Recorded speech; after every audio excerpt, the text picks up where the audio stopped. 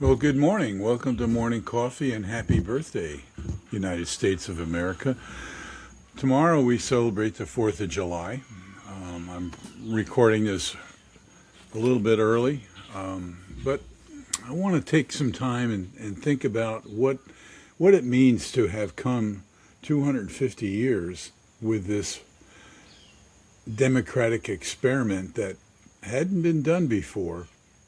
And I want to read some things that'll help put it in perspective. When in the course of human events it becomes necessary for one people to dissolve the political bands which have connected them with another, requires that they should declare the causes which impel them to the separation. Now, that was the first part of the Declaration of Independence that set the stage of we were going to say we were going to do things differently. We were going to break away from the British tyranny that we were facing, and the issues kept building and building and building until the folks in the colony said enough is enough and we need to do something different. And so we look at these other words when I'm going to read it so I make sure I get it right.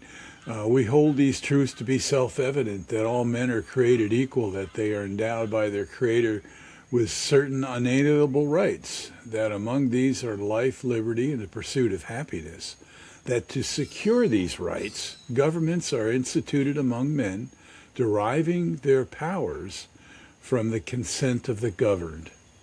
That's the key part, the consent of the governed. Now, it goes on to say that whenever a form of government becomes destructive to these ends, it is the right of the people to alter or abolish it and institute a new government.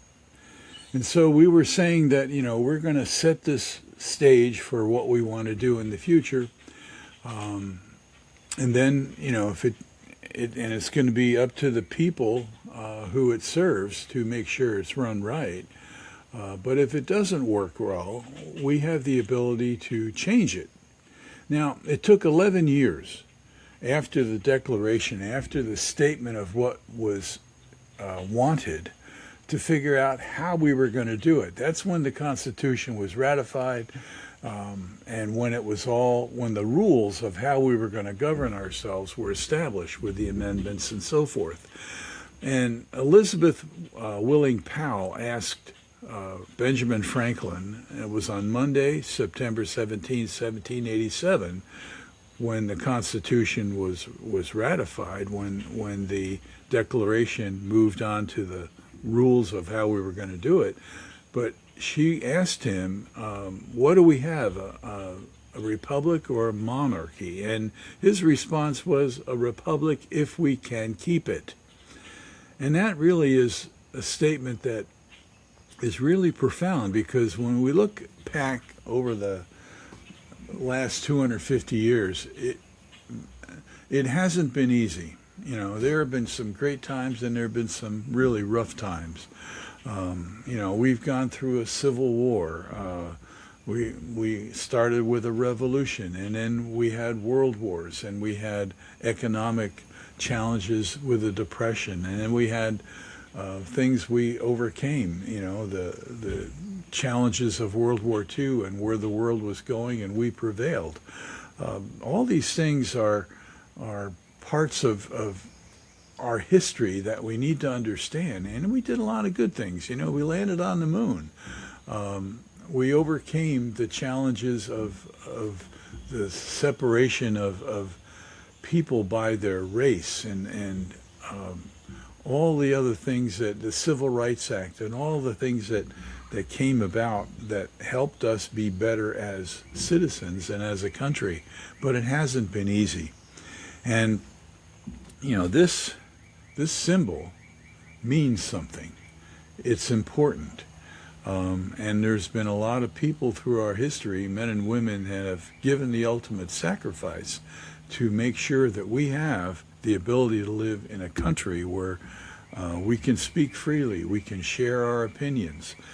And we're in a situation right now that is pretty challenging, and I'll get into that in a little bit later. But when we take a look at the founders and how they wrote the Declaration of Independence, and it was mainly authored by Thomas Jefferson, and then there was a committee of 5 that were involved in drafting the Declaration, and they were John Adams, Ben Franklin, Robert R. Livingston, and Roger Sherman.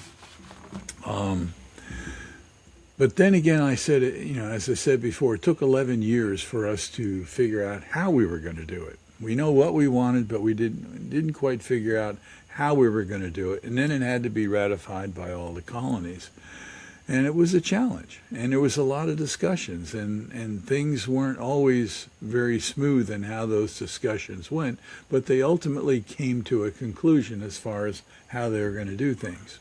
Now, on another scale of this, I did a podcast a few months ago about folks getting a balance in their lives and figuring out what's important and acting on it on a regular basis. And I want to kind of segue into that analogy as far as encouraging people to write their own personal constitution to be able to be sure they have a balanced life and they're meeting their highest needs with their highest priorities.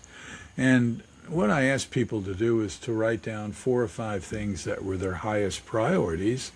And, we went through an exercise with a number of folks, and I was dealing with a corporation in northern Wisconsin that was all throughout the Midwest, a retail giant called Shopko.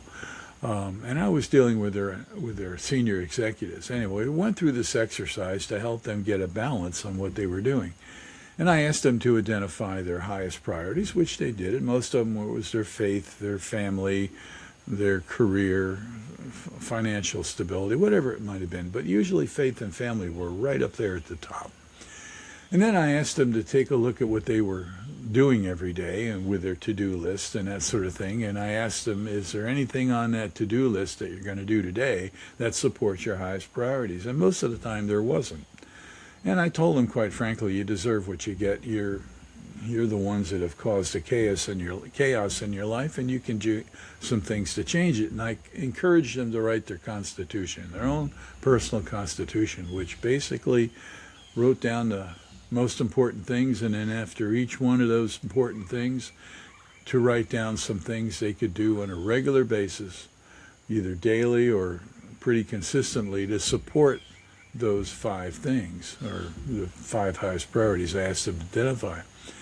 And it was profound. The effects were pretty dramatic. And I remember one day I was walking through the corporate offices, and one of the senior vice presidents, actually she was second in command of the corporation, called me into her office and said, I need to talk to you. And as I walked in, she says, please shut the door. And I sat down in front of her desk, and she leaned forward and looked at me and said, I'm leaving the company, and it's all your fault.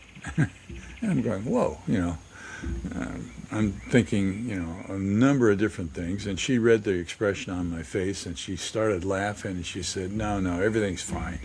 She said, but remember the Constitution you had us write? And I said, yeah. She says, well, I wrote mine, and I realized I'm not happy here. And what I want to do is I'm leaving the company, and I'm going to start a bed and breakfast in La Crosse, Wisconsin. She evaluated what's important in her life, decided what she was going to do to act on it, and made a change, made a pivot. That was pretty dramatic.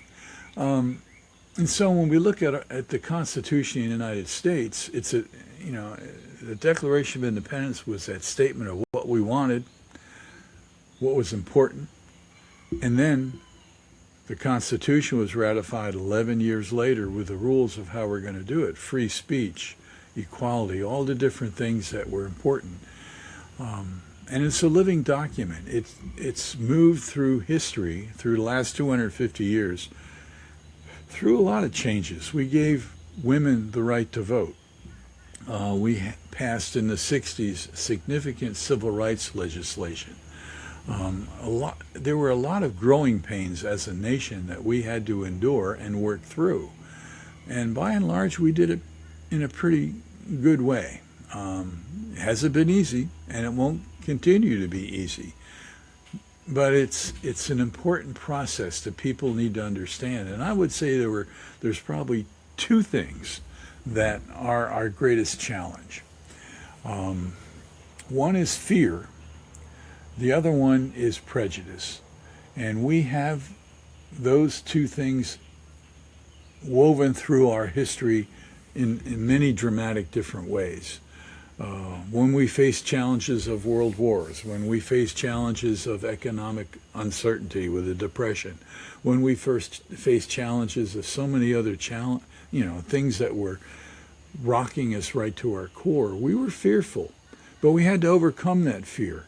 And then the other thing that I believe is probably one of the most insidious things that we've had to deal with is our prejudice towards other people. Now, our country's built on diversity. We invited many, many different cultures and people from around the world to come and join us to be a part of our government and our citizenry. It hasn't been easy. And many times people become fearful of people they don't understand. And it's easier to turn your back or to find fault rather than to take the time to understand and communicate. And I think about our young people right now.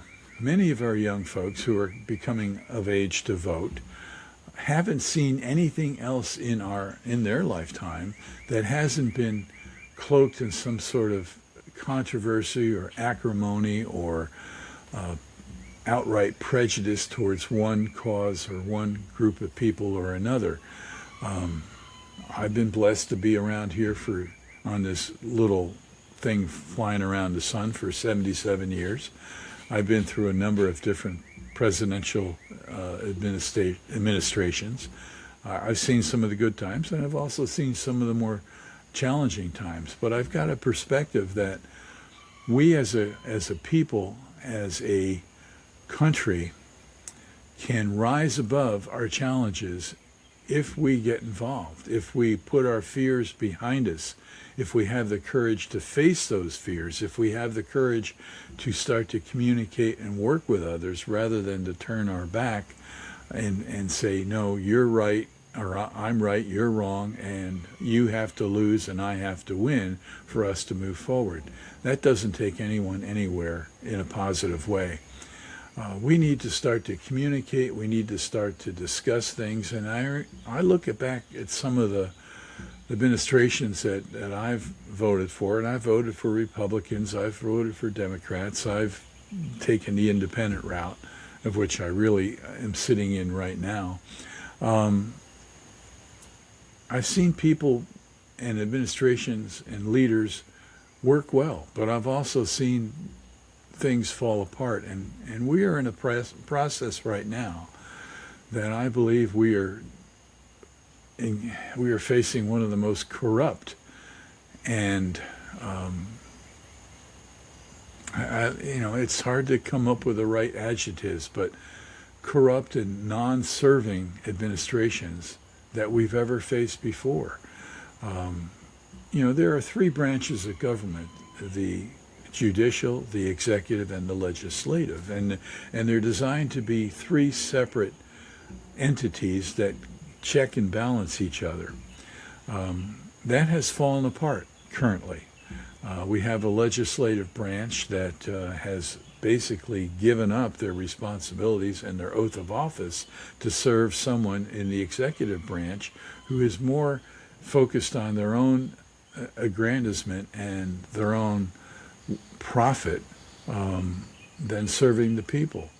And then we have a judiciary that has been corrupted to basically pursue a vindictive approach to people that the president has decided aren't in his favor.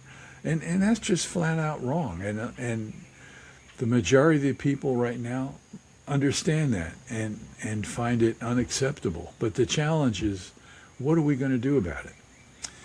And so here we're facing a 250th anniversary, a celebration of what this flag represents, freedoms and the things that we've enjoyed. But I'd say the thing that is the most dangerous is the apathy of people just through their busy lives and through their challenges of just getting through every day. And right now, the economic challenges of the prices of things are so expensive because of things that our administration decided to do, that we're facing some real tough times.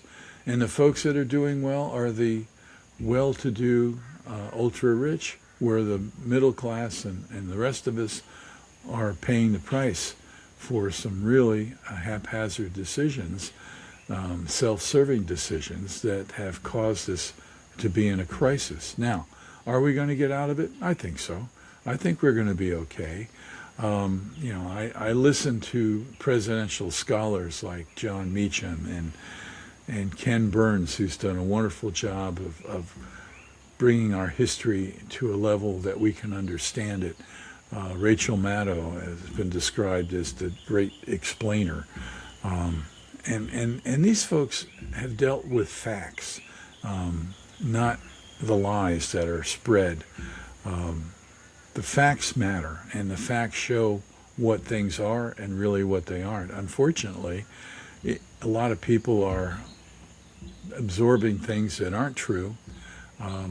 Social media has provided platforms for the lies and the half-truths to get out, and people accept it without taking the time to really analyze it and understand what's true and what's not.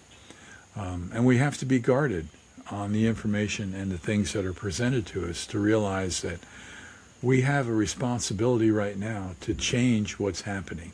Because if we continue the road we're on, and the ways that things are being done, it's not gonna serve our democracy with a small d. It's not going to serve what we need as a country. And again, I think we're going to get out of it. I think we're going to be okay. But when you look at the last 250 years, we need to acknowledge what went well and what didn't go well, and we need to learn from those mistakes. And we need to learn from the mistakes that are currently being made with an administration that, quite frankly, doesn't care about the people and only cares about certain individuals and such. That's not what we just said we wanted to do in the very beginning. So, 250 years behind us, another time ahead of us. And what are we going to do? Well, I hope everybody this weekend takes time to celebrate, takes time to be with family and friends, celebrate our 250 years, celebrate our democracy, our country. We have a lot to be proud of. But we also need to realize it's time to step up and get involved. People in Minneapolis did it when they faced challenges with the folks of ICE coming into the community and people that were murdered. And then the efforts of the administration to cover it up and say it was something different than it actually was. The folks in Minneapolis said, no, we don't agree with that. And changes were made when people stood up and faced those challenges. People around the country are saying no to the detention centers, which really are prison camps for people that the administration feels are unworthy of being here.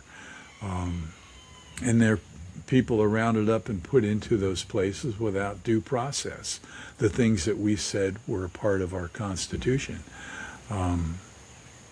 Now, if folks are here illegally and they're doing things that are detrimental to our society, yeah, we need to deal with that in the appropriate manner, with the rights that are given to everybody in this country.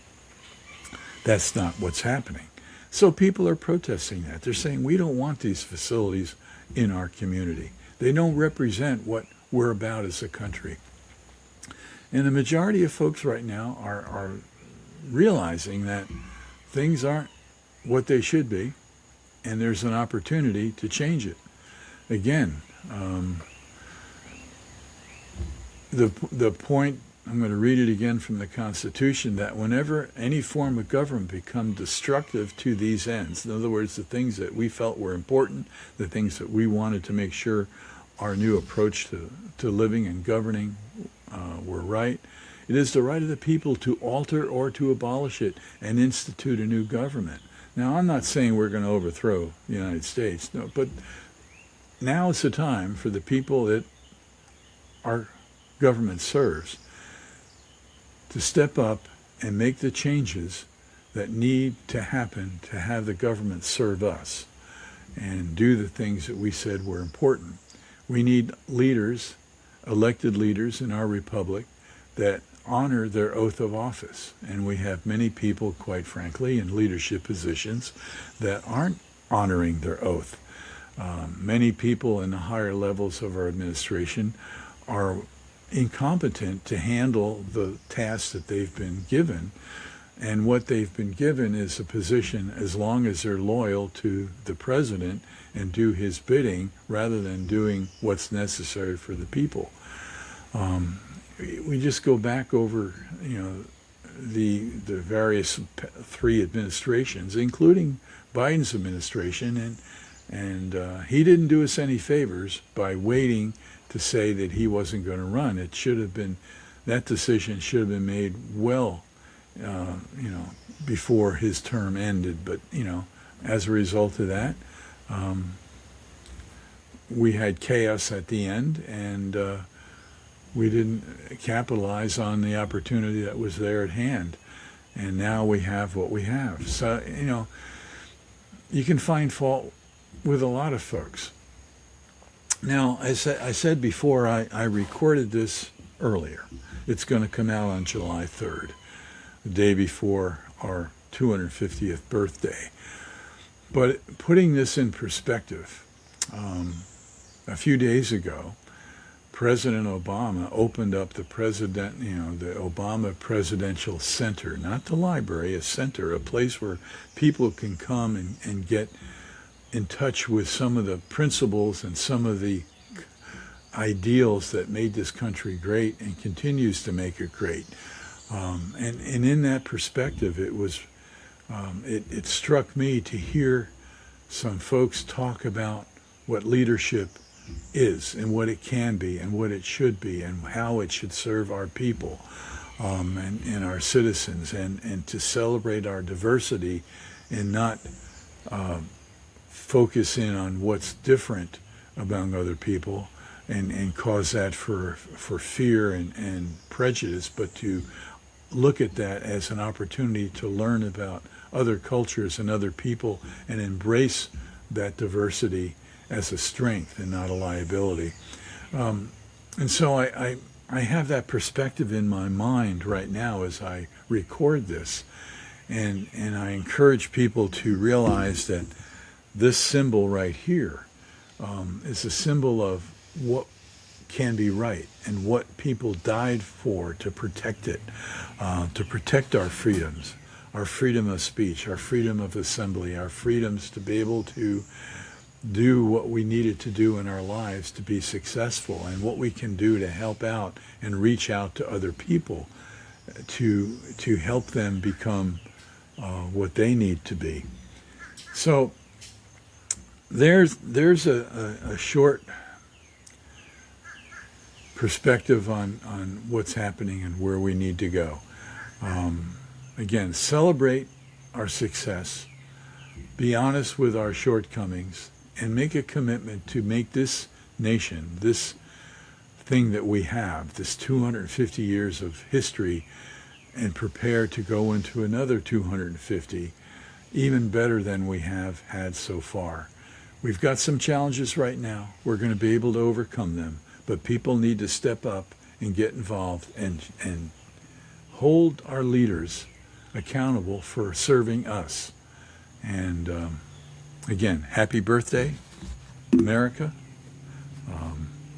Go cook your hot dogs and your hamburgers and eat your chips and your potato salad and have some fun on the lake or wherever you're going to be, and enjoy the day, enjoy the weekend.